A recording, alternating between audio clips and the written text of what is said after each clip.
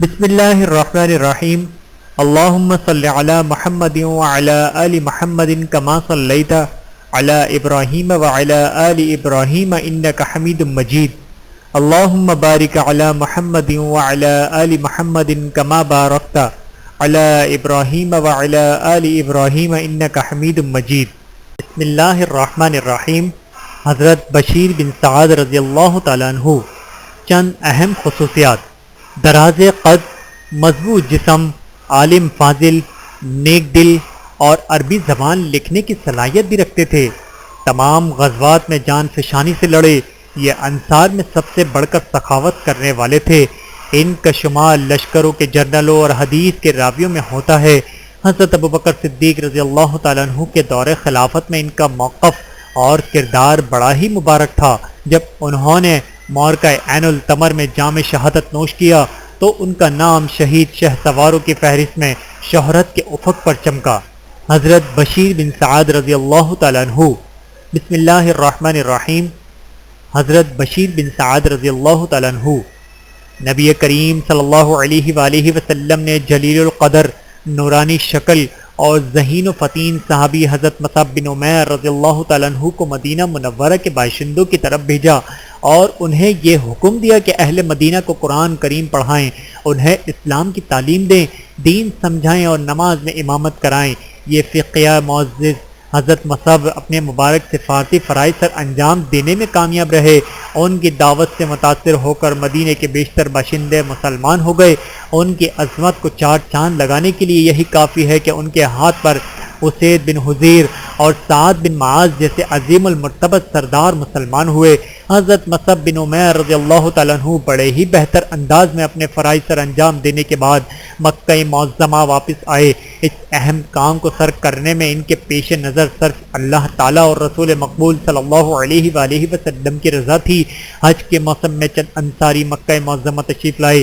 جب اللہ تعالیٰ نے اپنی رحمت کے ظہور اپنے نبی کریم صلی اللہ علیہ وآلہ وسلم کی مدد، اسلام اور اہل اسلام کے غلبے کا ارادہ کیا تو انہوں نے ایام تشریق کے دوران رسول اللہ صلی اللہ علیہ وآلہ وسلم سے مقام عقبہ پر ایک تاریخی معاہدہ کیا۔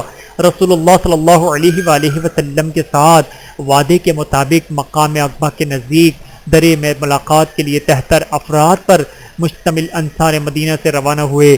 ان میں سے 2 خواتین بھی تھیں، ایک ام عمارہ نصیبہ بنت کعب اور دوسری ام منیہ اسماء بنت عمرو۔ حافظ ابن کثیر رحمۃ اللہ کہتے ہیں کہ ابن اسحاق نے ان کی تعداد 73 مرد اور عورتیں بتائی ہیں۔ قبیلہ اوس میں سے 11 مرد اور قبیلہ خزرج میں سے 62 مرد تھے۔ قبیلہ خزرج کی صفوں میں ایک بطل جلیل المنظر عام پر ظاہر ہوا جس کے شمار شہ سواران مدرسہ نبوت میں ہوا، جو انصار کے ان سرداروں میں سے تھا جو دراز قد اور حسین و جمیل جسم کے اعتبار سے مشہور معروف تھے۔ حضرت بشیر بن سعد رضی اللہ تعالیٰ عنہ جب گھوڑے پر سوار ہوتے تو ان کے پاؤں زمین کو چھونے لگتے۔ وہ ان شخصیات میں سے تھے جن کا تاریخ میں بہت بڑا حصہ ہے۔ ان کے مقدر کا ستارہ بیعت عقبہ میں سے اس وقت چمکا جب انہوں نے بیعت کی غرض سے آپ کی مدد کا معاہدہ کرتے ہوئے اپنا دایاں ہاتھ رسول اللہ صلی اللہ علیہ وآلہ وسلم کے دائیں ہاتھ میں دیا۔ یہ معزز شخص ابو نعمار بشیر بن سعد بن صالح انصاری خجری مدنی اور دل بڑے عالم فاضل و صالح انسان تھے اور جسے صحابی ہونے کا اعزاز حاصل تھا۔ ابن عساکر رحمۃ اللہ اپنی مشہور و معروف تاریخ کی کتاب میں لکھتے ہیں کہ حضرت بشیر بن سعد رضی اللہ تعالیٰ عنہ کو صحابی ہونے اور حدیث کا راوی ہونے کا شرف حاصل ہوا۔ حضرت بشیر بن سعد رضی اللہ تعالیٰ عنہ کی مرویات میں سے ایک روایت وہ ہے جو ابو مسعود انصاری بیان کرتے ہیں۔ فرماتے ہیں کہ ہم سعد بن عبادہ کی مجلس میں بیٹھے ہوئے تھے، ہمارے پاس رسول اللہ صلی اللہ علیہ وآلہ وسلم تشریف لائے۔ حضرت بشیر بن سعد رضی اللہ تعالیٰ عنہ نے عرض کی، یا رسول اللہ صلی اللہ علیہ وآلہ وسلم، اللہ تعالیٰ نے ہمیں آپ پر درود بھیجنے کا حکم دیا ہے، ہم آپ پر درود کس طرح بھیجیں؟ راوی کہتا ہے کہ رسول اللہ صلی اللہ علیہ وآلہ وسلم خاموش ہو گئے کہ ہمارے دل میں آیا کہ یہ ساتھی اگر آپ صلی اللہ علیہ وآلہ وسلم سے سوال نہ کرتا تو بہتر تھا۔ اتنے میں رسول اللہ صلی اللہ علیہ وآلہ وسلم نے فرمایا کہ تم یوں کہو، اللہم صلی علی محمد وعلی آل محمد کما صلیت علی ابراہیم وعلی آل ابراہیم انک حمید مجید، اللہم بارک علی محمد وعلی آل محمد کما بارکت علی ابراہیم وعلی آل ابراہیم انک حمید مجید، اور سلام اسی طرح کہو جیسے تمہیں علم ہو چکا ہے۔ ترجمہ: الہی حضرت محمد مصطفیٰ صلی اللہ علیہ وآلہ وسلم اور آل محمد صلی اللہ علیہ وآلہ وسلم پر رحمت نازل فرما جس طرح کہ تو نے ابراہیم اور آل ابراہیم پر رحمت نازل کی، بلا شبہ تو قابل ستائش اور بزرگ و برتر ہے۔ الہی محمد صلی اللہ علیہ وآلہ وسلم اور آل محمد صلی اللہ علیہ وآلہ وسلم پر برکت نازل فرما جس طرح تو نے ابراہیم اور آل ابراہیم پر برکت نازل کی، بلا شبہ تو قابل ستائش اور بزرگ برتر ہے۔ یہ حضرت بشیر بن سعد رضی اللہ تعالیٰ عنہ کے خالص علم اٹھان ہے کہ انہوں نے بچپن میں ہی کتابت سیکھ لی تھی۔ زمانہ جاہلیت میں یہ عربی زبان لکھ لیا کرتے تھے، جبکہ اس دور میں لکھنا جاننے والے عربوں میں بہت کم تھے۔ جو عربی لکھنا جانتا تھا اس کی اپنی قوم میں بڑا ہی بلند مقام و مرتبہ ہوتا تھا۔ دور نبوت میں ان کی جنگی معرکے، شہ سواری و بہادری اور جہاد کے سفر میں حضرت بشیر بن سعد کا شمار ان خوش نصیبوں میں ہوتا ہے جنہوں نے عقبہ ثانیہ، بدر، احد، خندق اور دیگر جنگوں میں رسول اللہ صلی اللہ علیہ وآلہ وسلم کے ساتھ شمولیت اختیار کی۔ غزوہ خندق میں صحابی رسول صلی اللہ علیہ وآلہ وسلم حضرت بشیر، اس کی بیوی امرتہ بن رواحہ اور اپنی بیٹی کا رسول اللہ صلی اللہ علیہ وآلہ وسلم کے ساتھ بڑا ہی روشن واضح موقف تھا، جبکہ اس روز اللہ تعالیٰ نے ان کے کھانے میں برکت ڈال دی۔ سیرت سوانح طبقات تاریخ کی پرانی کتابوں جدید کتابوں میں درج ہے کہ خندق کی کھدائی کے دوران نبی کریم صلی اللہ علیہ وآلہ وسلم کے بعض معجزات رونما ہوئے۔ انہی میں سے ایک وہ معجزہ ہے جو حضرت بشیر بن سعد کی دختر نیک اختر کے سامنے آیا، جبکہ اس کی والدہ ماجدہ نے اسے کھجوریں دے کر رسول اقدس صلی اللہ علیہ وآلہ وسلم کی خدمت میں بھیجا تھا، اور ان کھجوروں میں بڑی ہی برکت ڈال دی گئی تھی۔ علامہ عقدی رحمۃ اللہ نے اپنی کتاب میں مغازی میں لکھا ہے کہ مسلمان غزوہ خندق کے موقع پر خندق کھود رہے تھے۔ اس دوران انہیں بہت زیادہ بھوک لگی۔ مجاہدین کے اہل خانہ جو کچھ میسر ہوتا ان کے لیے کھانا بھیجتے۔ ایک دن بشیر بن سعد رضی اللہ تعالیٰ عنہ کی بیوی عمرہ بنت روحہ نے اجوا کھجوروں کا پیالہ کپڑے میں باندھ کر بیٹی کے ہاتھ اپنے زوج محترم کے لیے بھیجا۔ کہا، پیاری بیٹی جاؤ، یہ کھانا اپنے والد بشیر بن سعد اور ماموں عبداللہ بن رواحہ کو دے آؤ۔ حضرت بشیر بن سعد کی بیٹی اپنی بہت چھوٹی عمر کی تھی۔ وہ خندق پہ پہنچی، وہاں اس نے رسول اللہ صلی اللہ علیہ وآلہ وسلم کو اپنے صحابہ میں تشریف فرما دیکھا۔ یہ ننھی بچی اپنے والد اور ماموں کی تلاش کرنے لگی، لیکن رسول اللہ صلی اللہ علیہ وآلہ وسلم نے اسے دیکھا اور فرمایا، بیٹی ادھر آؤ، تیرے پاس کیا ہے؟ اس نے کہا، میری امی نے ابا جان بشیر بن سعد اور مامو جان عبداللہ بن رواحہ کے لیے کھانا بھیجا ہے۔ رسول اللہ صلی اللہ علیہ وآلہ وسلم نے فرمایا، میرے پاس لاؤ۔ اس نے کھجوریں دیں، آپ صلی اللہ علیہ وآلہ وسلم کو دے دیں۔ رسول اللہ صلی اللہ علیہ وآلہ وسلم نے کھجوریں اپنے دونوں ہاتھوں میں پکڑیں، پھر آپ نے کپڑا بچھانے کا حکم دیا۔ اسے خندق میں ہی بچھا دیا گیا۔ آپ نے اپنے دست مبارک سے کپڑے پر کھجوریں بکھیر دیں، پھر جہل بن سراقہ غفاری سے کہا کہ اہل خندق کو آواز دو کہ وہ کھانا کھا لیں۔ تمام تر اہل خندق رسول اللہ صلی اللہ علیہ وآلہ وسلم کے پاس پہنچ کر کپڑے کے اوپر سے کھجوریں کھانے لگے، یہاں تک کہ تمام سیر ہو گئے۔ ابھی آپ کپڑے کے کونوں سے کھجوریں اٹھا کر کپڑے پر پھینک رہے تھے۔ یہ واقعہ آپ کی نبوت کے دلائل میں سے ہے۔ غزوہ خندق کے دوران بیشتر مواقع پر برکت کا ظہور ہوا، جو صحیح متواتر احادیث سے ثابت ہوا۔ امام بہقی رحمۃ اللہ نے اپنی کتاب دلائل النبوہ میں باقاعدہ یہ باب باندھا ہے جس کا یہ نام ہے، جس کھانے کے رسول اللہ صلی اللہ علیہ وآلہ وسلم نے غزوہ خندق کے دنوں میں دعوت دی۔ اس میں برکت اور نبوت کے آثار کے ظہور کا بیان ہے۔ حضرت بشیر بن سعد رضی اللہ تعالیٰ عنہ اسرائے رسول میں سے رسول اللہ صلی اللہ علیہ وآلہ وسلم جب جزیرۃ العرب کے اطراف و اکناف میں لشکروں روانہ کرتے تو اپنے صحابہ کرام رضی اللہ تعالیٰ عنہم میں سے ان کا انتخاب کرتے جو فنون حرب ضرب میں تجربہ کار اور پڑاؤ کے راستوں سے واقف تھا۔ رسول اللہ صلی اللہ علیہ وآلہ وسلم نے ایک سے زائد مرتبہ حضرت بشیر بن سعد رضی اللہ تعالیٰ عنہ کو امیر لشکر بنا کر روانہ کیا۔ ماہ شعبان سن 7 ہجری کو رسول اللہ صلی اللہ علیہ وآلہ وسلم نے بشیر بن سعد رضی اللہ تعالیٰ عنہ کو 30 افراد کا امیر بنا کر فدق کے مقام پر رہائش پذیر بنو مرتا کی طرف بھیجا۔ حضرت بشیر بن سعد رضی اللہ تعالیٰ عنہ رسول اللہ صلی اللہ علیہ وآلہ وسلم کے حکم کی تعمیل کرتے ہوئے روانہ ہوئے اور فدق پہنچ گئے۔ وہاں بکریوں کے چرواہوں سے ملاقات ہوئی، ان سے پوچھا لوگ کہاں ہیں؟ انہوں نے کہا وہ اس وقت اپنے گھروں یا مجالس میں ہوں گے۔ سردی کا موسم تھا، ان دنوں لوگ پانی کے چشموں یا تالابوں پر حاضر نہیں ہوتے تھے۔ حضرت بشیر بن سعد اور ان کے ساتھی بکریوں چوپایوں کو ہانک کر لے چلے اور مدینہ منورہ کا رخ کر لیا۔ ایک شخص نے شور مچاتے ہوئے اہل فدق کو اطلاع دی۔ شام پڑتے ہی کثیر تعداد میں جنگجو پہنچے، تیر اندازی سے لڑائی کا آغاز ہوا۔ حضرت بشیر بن سعد کے ساتھیوں کے تیر خم ہو گئے، رات بھر لڑائی جاری رہی۔ صبح ہو گئی، بنو مرہ نے ان پر پھر حملہ کیا۔ بشیر بن سعد جم کر لڑنے میں اور بھرپور صبر کا مظاہرہ کیا۔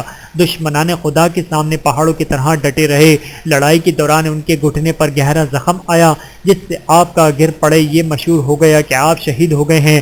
بنو مرہ اپنے چوپائے اور بکریاں لے کر واپس آ گئے اور حضرت بشیر بن سعد کو مردہ خیال کرتے ہوئے دیگر لاشوں میں ہی پڑا رہنے دیا۔ جب شام ہوئی تو آپ اٹھے اور فدق پہنچ گئے۔ وہاں ایک شخص کے پاس کئی روز تک مقیم رہے، یہاں تک کہ زخم ٹھیک ہو گئے۔ وہاں سے آپ مدینہ منورہ پہنچ گئے۔ رسول اللہ صلی اللہ علیہ وآلہ وسلم اور مسلمان حضرت بشیر کے صحیح سالم مدینہ منورہ پہنچنے پر بہت خوش ہوئے۔ حضرت بشیر بن سعد کی مہم جوئی اسی پر ختم نہیں ہو گئی، بلکہ انہوں نے اپنی زندگی میں مزید کارنامے سر انجام دیے۔ رسول اللہ صلی اللہ علیہ وآلہ وسلم کو یہ اطلاع ملی کہ بنی غطفان کے لوگ جناب مقام پر جمع ہو چکے ہیں تاکہ وہ مدینہ کی طرف پیش قدمی کریں اور وہ اپنے زعم کے مطابق اسلام اور مسلمانوں پر کاری زد لگاتے ہوئے کہ کام تمام کر سکیں۔ یہ خبر سنتے ہی رسول اللہ صلی اللہ علیہ وآلہ وسلم نے شورا کا اجلاس بلایا۔ آپ نے حضرت ابوبکر صدیق اور حضرت عمر فاروق رضی اللہ تعالیٰ عنہم کو بلایا، نہیں بنو غطفان کے عزائم کے بارے میں آگاہ کیا اور انہیں یہ بھی بتایا کہ وہ مدینے پر حملہ آور ہونے کے لیے اکٹھے ہو چکے ہیں۔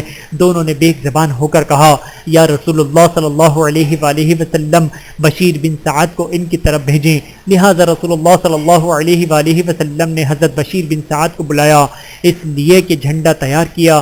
اس کی قیادت نے 300 افراد پر مشتمل لشکر روانہ کیا۔ آپ نے انہیں حکم دیا کہ رات کو سفر کریں، دن کو کہیں چھپ جایا کریں تاکہ بنی غطفان کو تمہاری پیش قدمی کا پتہ نہ چل سکے۔ حضرت بشیر لشکر کو لے کر رات کے وقت روانہ ہوئے، دن کو لشکر سمیت چھپ جاتے۔ اس طرح سفر کرتے ہوئے خیبر کے نشیبی علاقے تک پہنچ گئے۔ ایک جگہ پڑاؤ کیا جس کا مقام صلاح تھا، پھر مقام صلاح سے نکلے یہاں تک کہ قوم کے قریب پہنچ گئے۔ مویشیوں پر شب خون مارا اور وہاں سے بہت سی چیزیں ہاتھ لگیں۔ حضرت بشیر رضی اللہ تعالیٰ عنہ بنو غطفان سے نبرد آزما ہوئے، ان کا شیرازہ بکھیر دیا، ان پہ غلبہ حاصل کیا، انہیں تہ تیز کیا، قیدی بنایا اور مال غنیمت حاصل کیا۔ ان کے ساتھی بھاگ گئے، وہ ٹولیوں میں بٹ کر ہر طرف گھسک گئے۔ بالآخر حضرت بشیر فتح یاب ہو کر مدینہ منورہ تشریف لائے۔ یہ لشکر ماہ شوال سن 7 ہجری کو روانہ ہوا تھا۔ حضرت بشیر بن سعد رسول اللہ صلی اللہ علیہ وآلہ وسلم کے ہاں قابل اعتماد تھے۔ جب ذی قعدہ سن 7 ہجری کو عمرہ قضا کے لیے روانہ ہوئے تو آپ اسلحہ پہلے بھیج دیا اور اس کا نگران حضرت بشیر بن سعد کو مقرر کیا۔ حضرت بشیر بن سعد جہاد، بہادری، جوان مردی اور شہ سواری کے سفر پر رسول اللہ صلی اللہ علیہ وآلہ وسلم کی ہمراہی میں رواں دوا رہے، یہاں تک کہ آپ اس دنیا فانی سے کوچ کر گئے۔ آپ صلی اللہ علیہ وآلہ وسلم حضرت بشیر بن سعد رضی اللہ تعالیٰ عنہ پر بہت خوش تھے۔ حضرت بشیر رضی اللہ تعالیٰ عنہ اور خلافت ابوبکر صدیق رضی اللہ تعالیٰ عنہ۔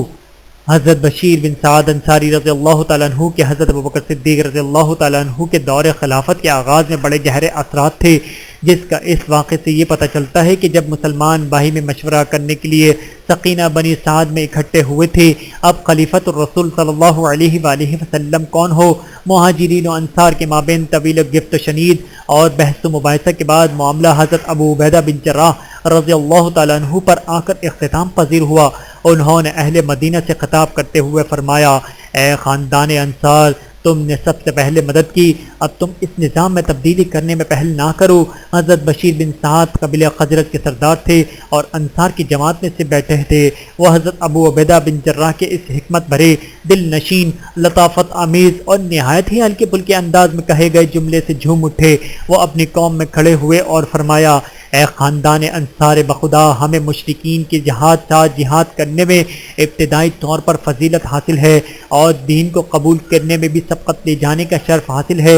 ہمارا مقصد صرف اپنے رب کو راضی کرنا، اپنے نبی صلی اللہ علیہ وآلہ وسلم کی اطاعت کرنا اور اپنی ذات کی بہتری کے لیے محنت کرنا تھا۔ ہمارے لیے یہ مناسب نہیں کہ ہم لوگوں کے ساتھ الجھ کر خواہ مخواہ بات کو تول دیں اور نہ ہی دنیا کو اپنی حقیقی مقصد کا بنانا چاہیں۔ دیکھو حضرت محمد مصطفیٰ صلی اللہ علیہ وآلہ وسلم قریشی ہیں اور آپ کی قوم اس منصب کی زیادہ حقدار ہے۔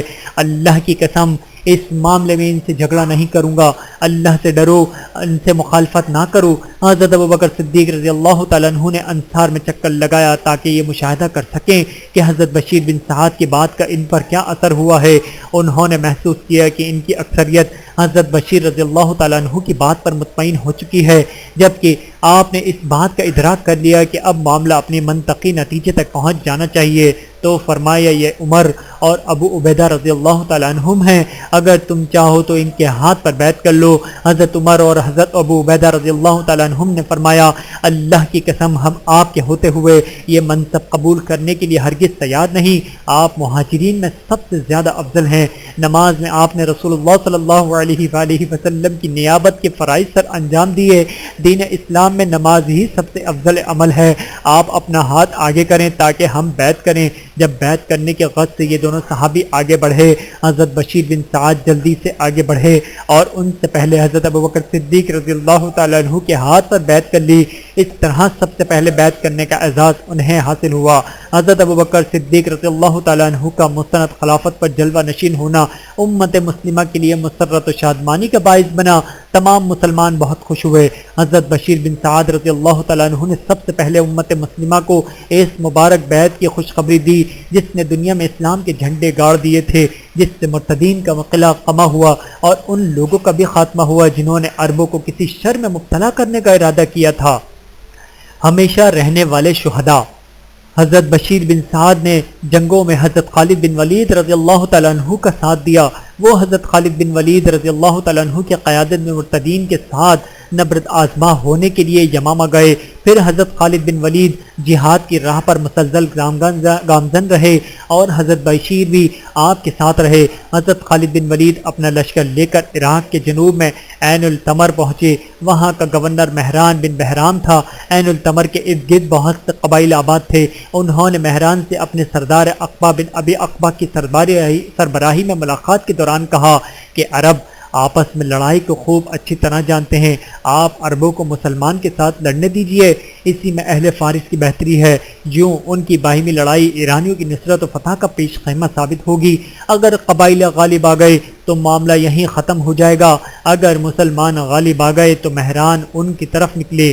مسلمانوں کو تھکاوٹ نے عاجز لاچار کر رکھا تھا، لیکن رحمان کی تلوار حضرت خالد بن ولید رضی اللہ تعالیٰ عنہ اور اس کے مہاجرین و انصار ساتھیوں نے قبائل کو اس کی سربراہی میں اچھی طرح صف بندی کی مہلت ہی نہ دی۔ حضرت خالد بن ولید نے عقا پر اس وقت حملہ کیا جبکہ وہ اپنے لشکروں کی صفوں کو درست کر رہا تھا، اسے گرفتار کر لیا۔ اس کا لشکر لڑے بغیر ہی شکست کھا گیا۔ اس کے پیشتر افراد گرفتار کر لیے گئے۔ مہران بن بہران نے جب یہ سنا تو اس کے ساتھوں کے طوطے اڑ گئے، وہ قلعے کو چھوڑ کر بھاگ گیا۔ حضرت خالد بن ولید نے قلعے پر قبضہ کر لیا۔ اس معرکے میں حضرت بشیر بن سعد کو شہادت نصیب ہوئی۔ عین التمر میں انہیں دفن کیا گیا تاکہ تاریخ کے حافظے میں یہ بات محفوظ رہے کہ زمین اور اس پر جو کچھ بھی ہے اللہ اس کا وارث ہے۔ حضرت بشیر بن سعد الانصاری رضی اللہ تعالیٰ عنہ مدرسہ نبوت میں پروان چڑھنے والے ایک شہ سوار، ہمیشہ زندہ رہنے والے ایک شہید ہیں۔ اللہ کے حضور امید رکھتا ہوں کہ مجھے حضرت بشیر رضی اللہ تعالیٰ عنہ کے جہادی کارناموں کو عمدہ انداز میں قلم بند کرنے کے لیے توفیق ارادنی نصیب ہوگی۔ اللہ تعالیٰ صحابی رسول صلی اللہ علیہ وآلہ وسلم حضرت بشیر بن سعد انصاری رضی اللہ تعالیٰ عنہ پر راضی ہوا اور ہم سب کو حضرت بشیر رضی اللہ تعالیٰ عنہ کی جماعت میں قیامت کے دن اٹھائے۔ آمین۔ اللہ تعالیٰ کی ان پر کروڑوں رحمتیں نازل ہوں۔ آمین ثم آمین۔ ویڈیو دیکھنے کا بہت شکریہ۔ مزید ویڈیوز دیکھنے کے لیے ہمارے چینل کو سبسکرائب کریں۔ اگر ویڈیو پسند آئے تو لائک کریں۔